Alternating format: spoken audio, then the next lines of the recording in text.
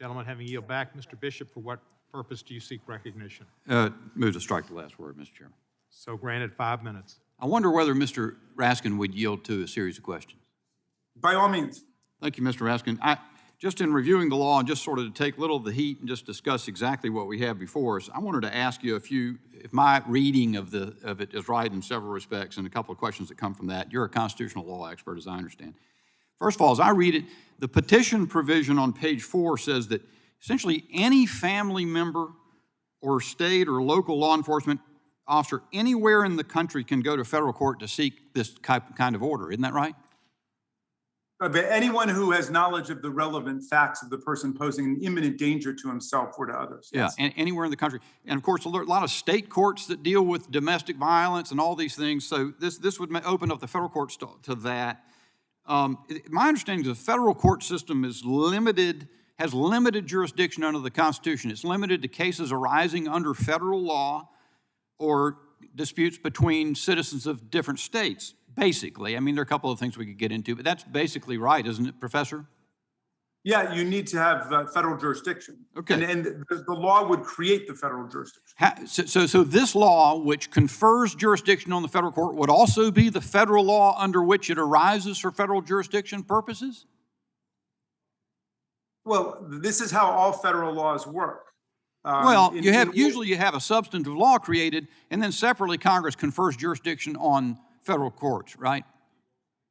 Well, usually there's a jurisdictional component in the federal statute itself, establishing federal jurisdiction. All right, so the way federal jurisdiction is founded here, if I understand correctly, is this language on page 12 about interstate commerce, and it says, and that's where it says, the court shall order the respondent to surrender all firearms and ammunition that the respondent possesses or owns in or affecting interstate commerce.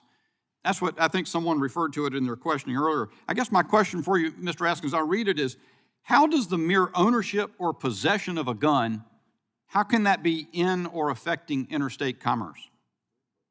Well, as I understand it, what we've done with all federal firearms regulations since the Lopez decision is to create that language that you just referenced. In other words, the statute says that the guns must relate to interstate commerce. I'm asking a much more basic factual question. You might ask me if I were in your law school class, and that's to say, if I possess a gun or I own it and nothing else appearing, how does that affect or how is that in interstate commerce? And the interstate commerce is commercial activity between states, isn't it? Or involving the pattern of interstate of business between states, among states.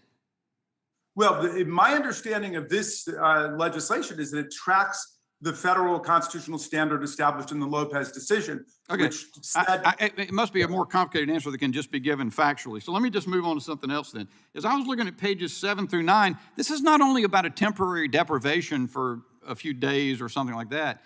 The court can enter an order, a long-term order for 180 days, and it looks like on pages 10 to 11, the court can renew the 180-day orders forever, potentially, without ever subjecting any of this to a jury or requiring any conviction of any wrong. Is that correct? with notice and opportunity to be heard and a judge deciding on a probable cause standard that the person presents an imminent risk of injury to himself or to others. Wow, so he doesn't get a jury trial, and he doesn't ever have to be convicted of a crime, or she, and can lose their rights potentially indefinitely and potentially permanently by virtue of the extension of these orders every 180 days, right? Well, that's right, because no one's being put in jail and no one's being convicted of a crime. And that's remember, this is justifiable? A prophylactic civil standard. It's a protective regulatory statute. Let me ask one last thing as long as we're talking.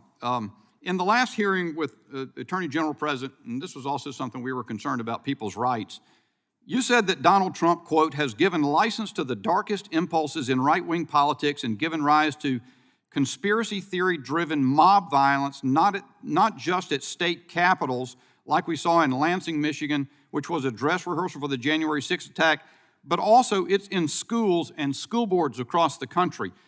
The School Boards Association has apologized to parents across the country for attributing to them the characteristics of domestic terrorists. Do you want to retract that comment, Mr. Raskin? Retract what? There are lots of cases of people threatening school board members and teachers Okay. taking place across the country. I mean, are you denying that? Yeah, I am. I yield back. I'm out of time. All right. The gentleman yields back. For what purposes?